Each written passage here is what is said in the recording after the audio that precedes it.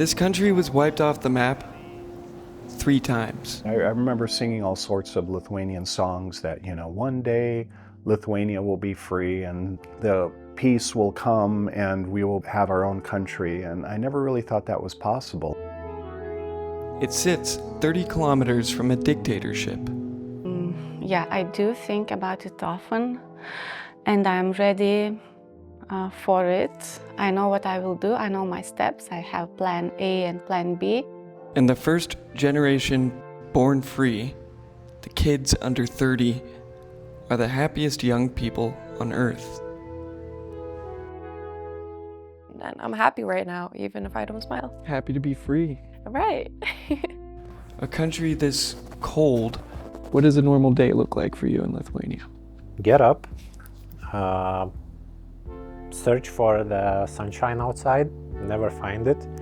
This close to danger, this happy. I came to find out how they keep the fire burning and what they might know that we don't.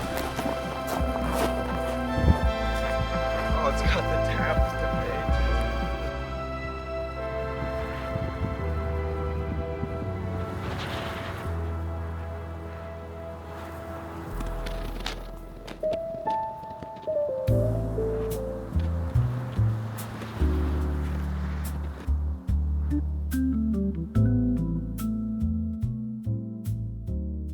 That man is Aldis, my dad.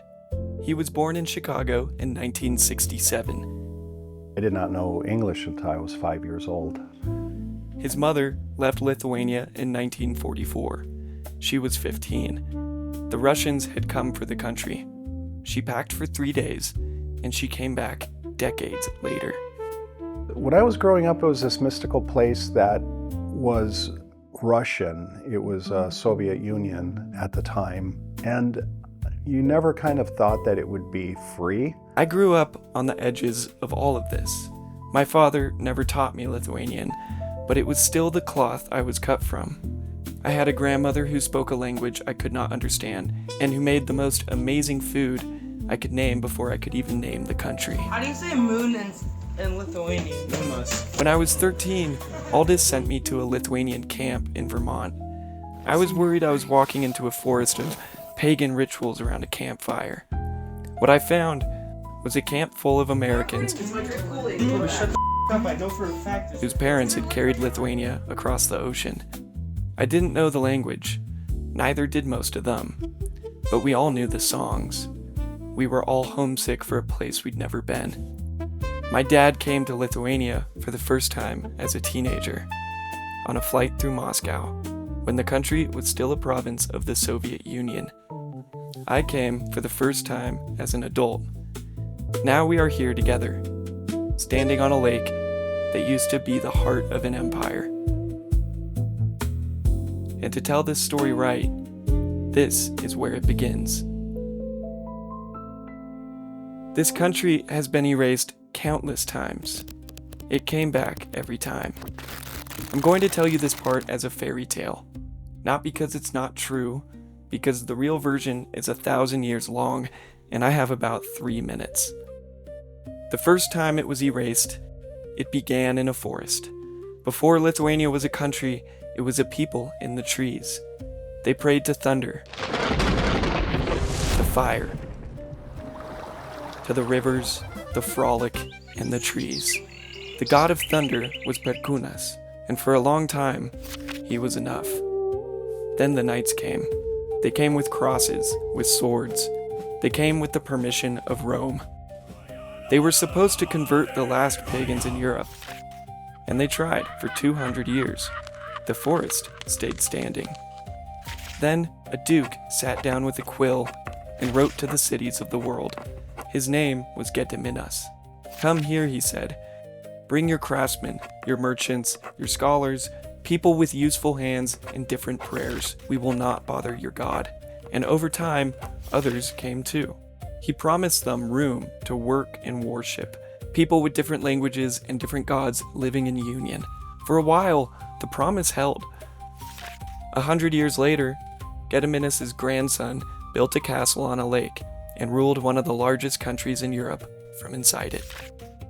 His name was Vytautas, and in 1410, beside the Polish king Jogaila, on a field called Grunwald, he had once and for all defeated the Teutonic Knights who had spent centuries attacking them. From the Baltic to the Black Sea, the country grew, not because everyone became the same, because everyone was allowed to remain themselves. I mean, what I think about as being a Lithuanian, I think most commonly about, 1410. Yeah, we're never about, conquering stuff.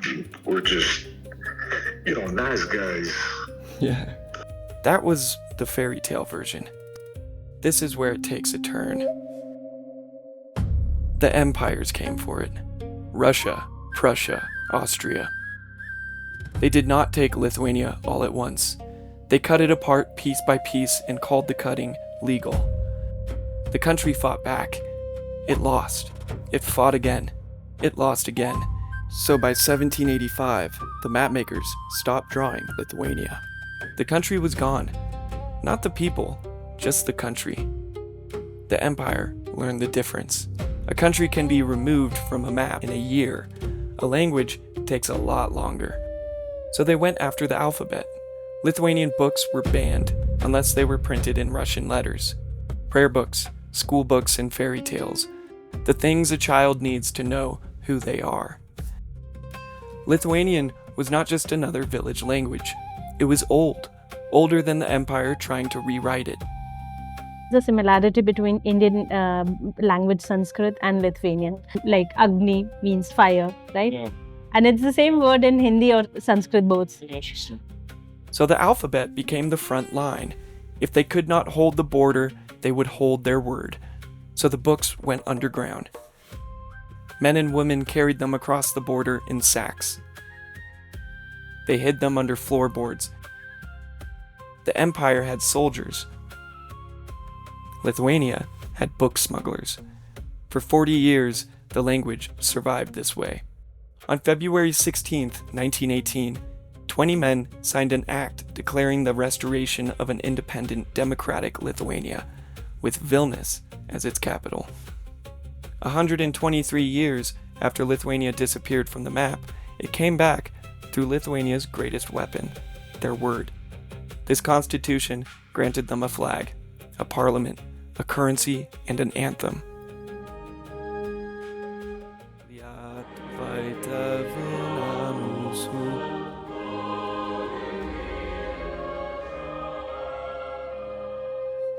For 22 years, it was a normal European country.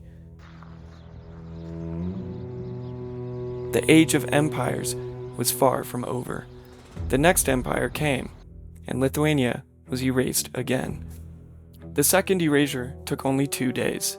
Stalin had quietly moved 20,000 soldiers inside the country 8 months earlier, under a treaty that was really just Russia pre-positioning its army and calling it diplomacy. On the night of June 14, 1940, 5 minutes before midnight, he issued an ultimatum. Let the rest of the army in. Let them form a new government, or else. The president at the time fled the country. The cabinet accepted the ultimatum unconditionally the next morning. The Soviets were already inside. There was nothing left to defend with. For the next 50 years, this place was a province of the Soviet Union called the Lithuanian SSR. The schools taught Russian. The history books said the country had joined the Soviet Union voluntarily by a unanimous vote of its parliament. There had been no free vote. I hate colors that I used to see back then. There was one type of green color where all the walls were painted of hospitals, schools, and public buildings. Yeah. I just hate that. Soviet green. Yeah. Do you know that color? I've seen it. It is terrible. You could still speak Lithuanian at home. In the streets, Russian was expected. In the schools, Russian was required.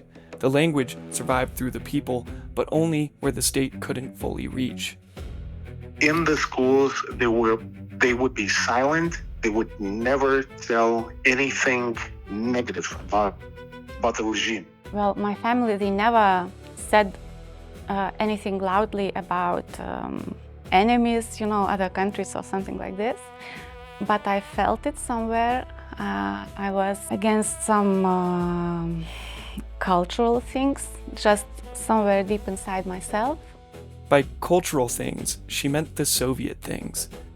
The things that replaced parts of Lithuanian life before she was old enough to call it occupation. When the country was invited inside the Soviet Union, Stalin sent a man named Mikhail Suslov to handle Lithuania. He had handled deportations before, the Chechens, the Ingush, the Crimean Tatars, and he had a slogan too. This is a direct quote. There will be Lithuania, but without Lithuanians. More than 100,000 Lithuanians were put on trains and sent east. Teachers, lawyers, officers, priests, and farmers, anyone who remembered what Lithuania was before. The men were sent to labor camps in the Arctic. The women and children were sent to Siberia and Kazakhstan. Each family was allowed 20 minutes to pack a suitcase. And that was just one army. The other was on its way. For hundreds of years, Gediminas' promise had held. Vilnius had become one of the greatest Jewish centers in the world. They called it the Jerusalem of the North. 220,000 Jews lived here before the Germans arrived. When the Germans crossed the border in June 1941, some Lithuanians saw them as liberators from Stalin. What followed was one of the darkest chapters in the country's history. 3 years later, almost all of Lithuania's Jews were dead. A country that had once made room for many peoples could not save one of the peoples that had helped make it great. In 1944, the Soviets came back. My grandma was lucky enough to escape the country. My mother was, you could call it almost like a land baron. They had a large estate, and they were told to prepare to leave for 3 to 4 days. So she packed up a suitcase. They went to Poland, and then once they got to Poland, they were told, don't come back. It's just too dangerous. To go from thinking you're going to be gone for 4 days, and she did not come back to Lithuania until about 30 years later. The ones who couldn't come back, or who simply refused to, went the other way. Tens of thousands of Lithuanians went into the forest. They didn't have a plan. They had nowhere else to go. The Soviets were drafting young men into the Red Army. They were arresting anyone who had served in the German forces. They were resuming the deportations. The administration, as one historian put it, left them no other way to live than to resist. They went into the woods with rifles, 50,000 of them at their peak, under arms, with mortars, machine guns, and supply lines built on the loyalty of farmers who'd fed them at the risk of their own deportation. They made entire regions of the country ungovernable. By the early 1950s, the Forest Brothers had been crushed. Some men kept hiding for decades, but the war in the forest was over. The lesson had been beaten into the country. Resist openly, and you die. Speak too loudly, and your family will pay for it. So for the next 50 years, Lithuania survived quietly. Yeah, my grandparent, his name was Adomas. He was 16 years old when he was taken in World War II to fight for the Russians. Mm-hmm. He went against Germans. He was for the Russians. The Germans told him to lay down on their knees. They all four stood on their knees, and they were pointing guns at their heads. And they were asking questions. If the question was not answered, the bullet was released. Right. He had no choice but to tell where the other people are hiding. If you're gonna say anything until after the war to anybody about what we've experienced right now, we're gonna find you, and we're not only gonna kill you, we're gonna kill all of your family. Wow. Do you understand? He basically told me this story about what happened early on his deathbed. A country can be forced to stop speaking out loud. it cannot be forced to stop feeling. For 50 years, the country stayed quiet, and then, almost without warning, it started to sing.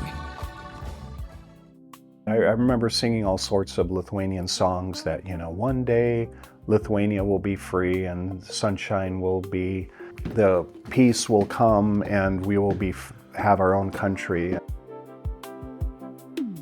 In 1988, 250,000 people stood in a park in Vilnius, singing songs that had been illegal a year earlier.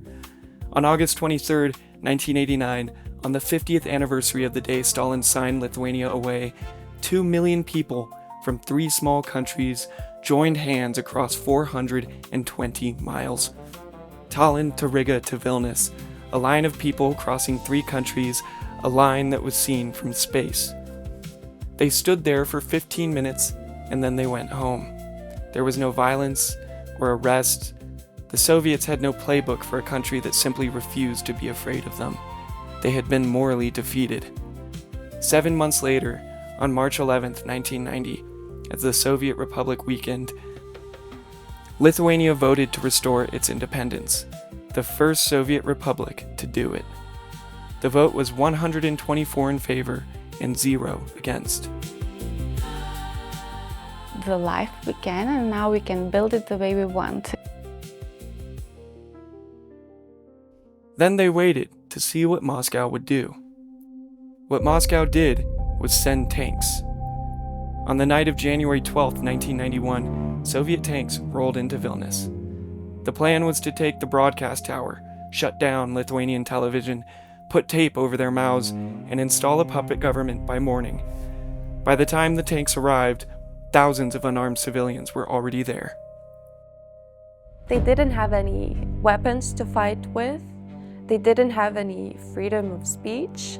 But they stood in front of the soldiers, they stood in front of the tanks, and they were just singing, and they won, and we became free again. In the hearts of the people, that is how it is remembered.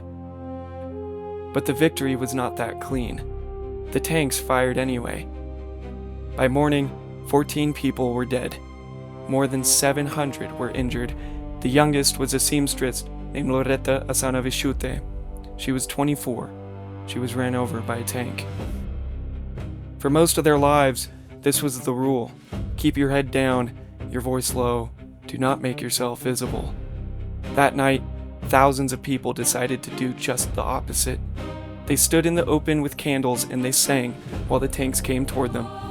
For generations, Lithuania had been sharpening the only weapon an empire could never fully take away: its voice, its language, its songs. It's right to say, we are still here. That night, Russia came with tanks, but the Lithuanian voice stood stronger. The Soviets seized the tower and the television studios, but the Lithuanians kept the broadcast alive through Kaunas and Parliament. They could occupy a building, they could not keep the country quiet. The country stayed independent of its own declaration. Every January 13th, every school in Lithuania starts the morning with a minute of silence. We all held candles in our palms like that. And it's not about pledging allegiance to Lithuania, it's just about honoring the people who fought for us, for me to be here. The country was free. And then 1 year later, they got to show the world exactly what a free Lithuania looks like, for the first time ever, in tie-dye. I mean, I remember it being Mick saying, hey, I saw something about how the Lithuanian basketball team can't even go to the Olympics because they can't afford uniforms. And everybody would say, oh, that's wrong. Let's get them some uniforms. You wake up, you eat breakfast, you take the basketball ball to your hands and go to your buddies, and you play basketball until the sun goes down when you cannot see the hoop. So this is the basketball So it's culture. like a religion for children in Lithuania, basketball. Yeah, krepšinis yra religija. Perfect. In a country that had been gone for 50 years and had fought for its freedom since its birth, this is what coming back looked like. Not a treaty or a flag, basketball. 3 years before its independence, 4 Lithuanians from Kaunas stood on a podium in Seoul and watched a flag go up that did not belong to them. They had just won Olympic gold for the Soviet Union. 4 of the 5 key members were Lithuanian. The country they played for was the country that occupied them. 4 years later, the same men walked into a stadium in Barcelona behind their own flag, the first time the world had seen it fly at the Olympics in 52 years. The country was broke, having just started its economy again. It could not afford to send them. The Grateful Dead heard about that, and they sent them a check. A New York artist named Greg Spears sent them something else. Seeing as they couldn't afford uniforms, they received a box of tie-dye shirts in the colors of the Lithuanian flag, with a skeleton on the front, slam dunking a flaming basketball. The artist said the skeleton was not a dead thing. He said it was a phoenix, a country rising from its own ashes, slam dunking a basketball for joy. He looked at this team and said, "The 1992 Lithuanian basketball team represents what happens in freedom. People excel." Most people remember the 1992 Olympics for the Dream Team. Fewer remember that Lithuania lost to them by 51 points and didn't care, because that wasn't the game that mattered. They played the bronze medal game against the team of every other former Soviet republic, old teammates on opposite sides of a line that had not existed 18 months earlier. Lithuania won by 4. They climbed onto the podium in the tie-dyes and watched their own flag go up for the first time in 52 years. They could have been laughed at. You know, if they weren't as good as they were, they would have looked like fools wearing tie-dye. But we had a championship golden team, you know, flying their colors. Aš manau, kad tai yra vienas iš tų svarbiausių, dėl kurių mes gyvenom, kūrėm, kovojom. Na, mes verkėm tada. Tikrai buvo iš džiaugsmo. I think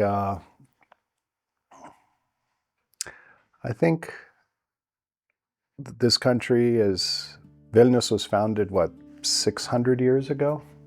And you think about all of the trials and tribulations and all of the conflict, what our parents went through, what some of us went through, that in order to have freedom, you have to work for it. It's not easy, but I think the end result is a beautiful thing like it is right now. There's an old Lithuanian folktale called Lino Kančia, the suffering of the flax. It is a story the flax tells in its own voice, about being pulled from the earth, being broken, beaten, drowned, and stretched again and again until it can finally be woven into something beautiful, into something that lasts. For a long time here, that was the metaphor for becoming a person. I found it's also the metaphor for how it became a country. I think freedom is the most important thing that a person or a human can have. So what are we without freedom? Pavelas was born into the first years of a newly restored country, old enough to inherit the freedom, but young enough to know that it was never guaranteed. Well, I try to get as much information as I can. I train myself to fight the enemy. I don't care. It's the Belarusians, Martians, Russians, whatever. To repel the enemy who tries to take away our freedom. He is now a mental health professional.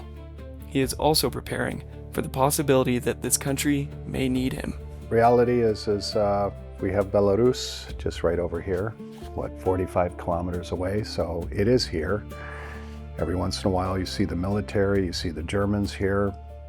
It is our reality, but hopefully with our partners, we don't have to worry as much. NATO, I think, was we're part of NATO. You attack one, you attack all. In 2004, Lithuania joined NATO. The country that stood alone in front of Soviet tanks in 1991 does not stand alone anymore. would be erased, and anyone who would choose Lithuania as an enemy has also made an enemy of the United States of America. Vilnius is closer to Kiev than New York is to Chicago. While the kids go to school, the parents go to work, the grandparents tend to their gardens, and the buildings keep going up, somewhere in the back of every mind, there's a plan. Yeah, I do think about it often, and I'm ready. I know what I will do, I know my steps, I have plan A and plan B. And we considered different foreign countries, like where we could move, but there is no country we could move to, because this is the best one for me, for our family. We decided we stay here, even though we really thought about moving when the war in Ukraine started. How does it affect the way that you live your life? Yes, because I've known of this situation ever since I was a kid. I grew up hearing the name Putin, you know. And then when they first attacked Ukraine in 2014, that's when I got scared, because I was still very young and I was still really hopeful of the future I could have. And then suddenly I feel like, oh, maybe I won't have the future. So why try? Why do I even go to school? Why do I even do anything and live here if eventually I'm not going to be safe anymore? So this is how I felt, and now I'm trying to distract myself from that and from thinking about it, but it's still there, the feeling. Right. She is 23. She makes experimental films, and she is part of the happiest young generation on Earth. And every morning, she chooses not to live as if the country could be taken from her.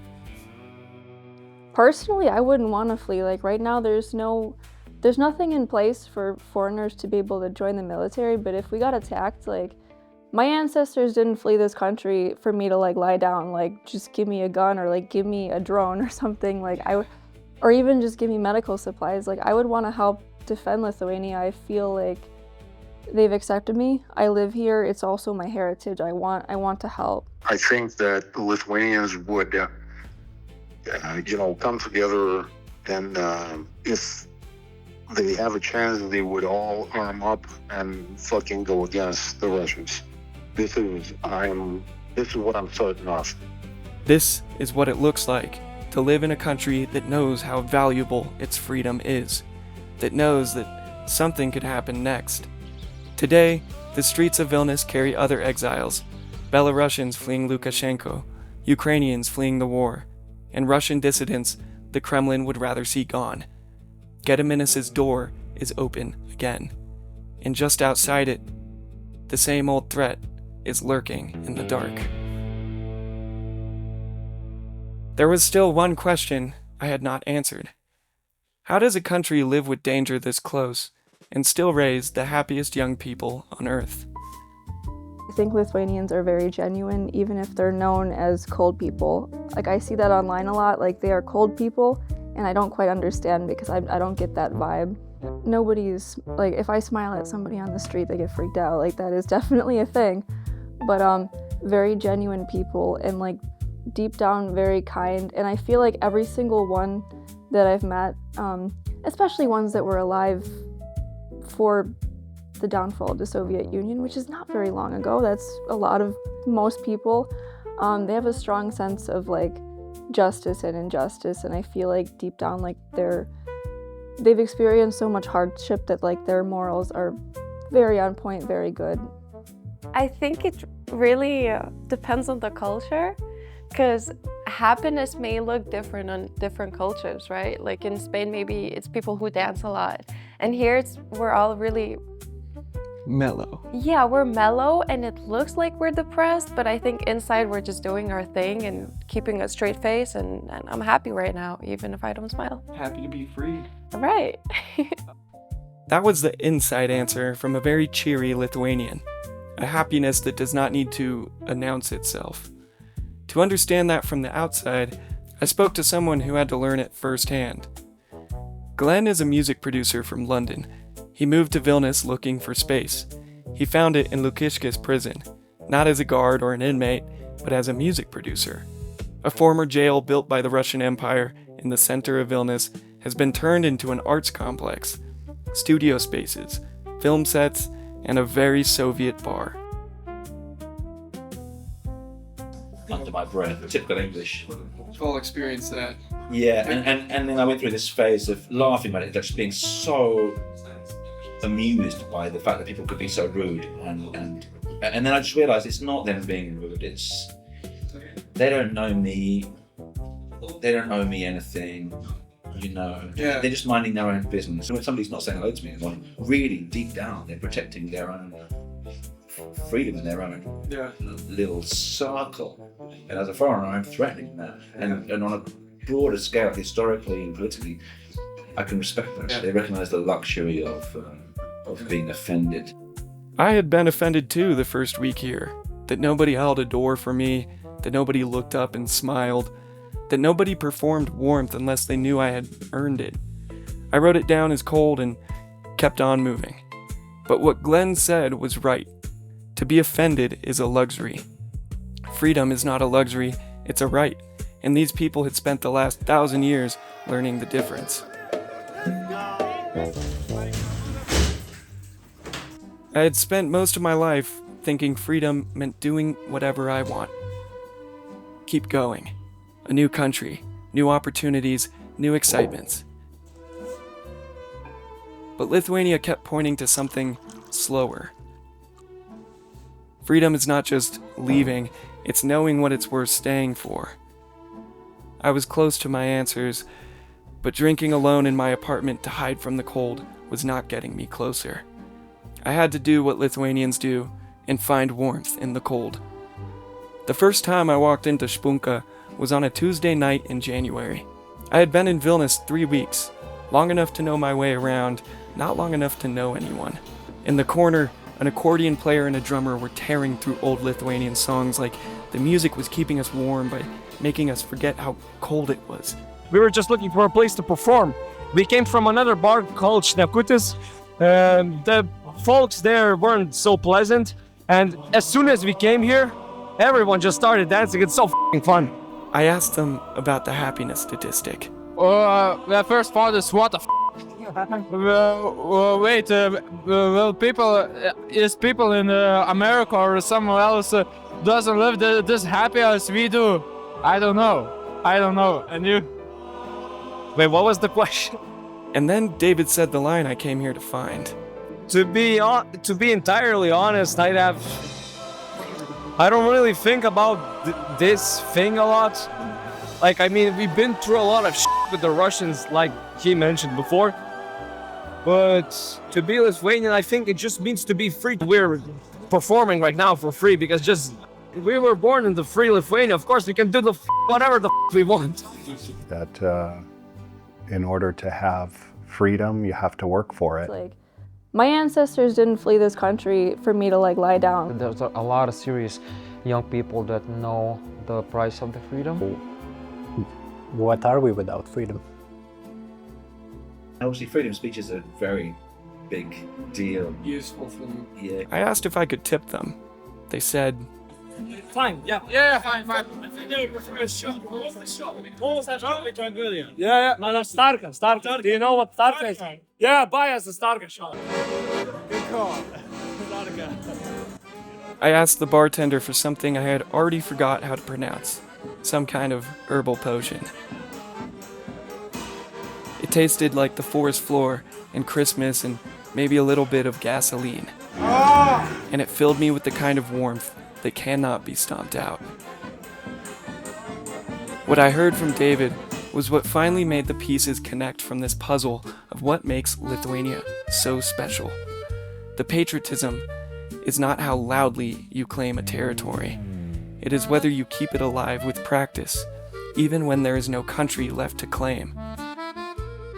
Through a song in a bar, a grandma's recipe, a story passed down through time and across borders, this is what love of country looks like. We are here and we are happy and we appreciate the country, we appreciate we can live in our land. So maybe this is one of the reasons of happiness, because we worship it. We worship what we have. Worship freedom. We worship freedom, right? The happiest young people on earth are not naive. They're surrounded by people who remember what freedom costs.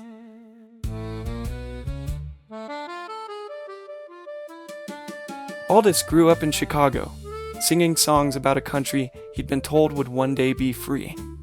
He did not believe it until it happened. Look what I found. Just right on the ocean, just coming right off the Baltic. Just a line in the sand. My foot is in Russia. Now it's not. Paul, where are we? Barsketta Snake. It's down there. He did not believe it until it happened. I also saw where my mother was born in Alytus. She talked about a tree that was right on the property, and to be able to see that tree, which was just this huge, humongous thing, was pretty special. And then to show her that picture that she hadn't seen in 30 years, kind of really cemented that it was, it really happened. A photograph of a tree is what it took to prove the songs and stories had been about a real place all along. I was not born here. I was blessed with its influence on my life from an ocean away, through a very warm and welcoming family, through a camp in Vermont that at first scared me and then changed me, through a language I still cannot speak, spare a few words in bar orders, through a lake in January that might be the coldest place I'll ever go, with a man who might be the warmest cut of linen ever woven, who came back after his mother spent a lifetime passing the stories that kept this place alive. This country has been erased countless times, and it came back every single time. And every person I meet here knows it could happen again. And they stay anyway. They continue to burn bright. Okay, wait. I think the best way to describe Lithuania through a film scene, one shot would be a bunch of people holding hands, and in the middle of them is a fireplace, and you can hear in the distance a traditional Lithuanian song, whichever you like. And they're just holding hands, and the flames are going up.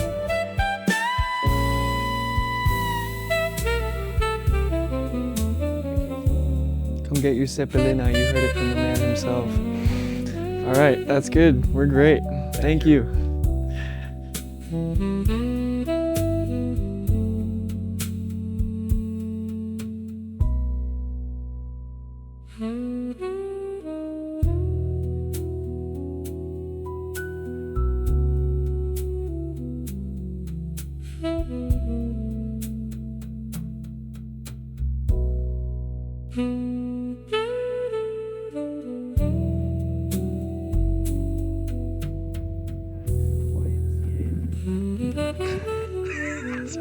You're gonna get hit by lightning.